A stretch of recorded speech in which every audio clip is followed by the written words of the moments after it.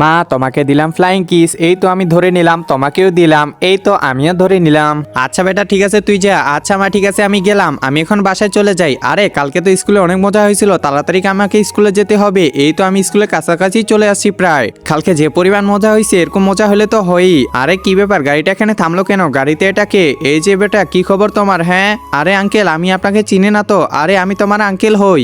এই যে নাও চকলেট খাও। আরে আপনি আমাকে চকলেট দিচ্ছেন? আচ্ছা নি, কিন্তু মা তো বলেছে বাইরের কেউ খাবার দিলে সেটা না খেতে।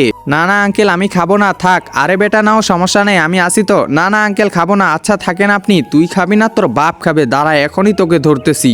এই ছেলে কই যাইতেছে, একটু দাঁড়াও। একজন মা কতটা আপন হয়ে থাকে যার মানেই তাকে জিজ্ঞাসা করে দেখো। তো দেখা যাক বন্ধুরা এই মায়ের জন্য কে ভিডিওটিতে লাইক এন্ড সাবস্ক্রাইব করে।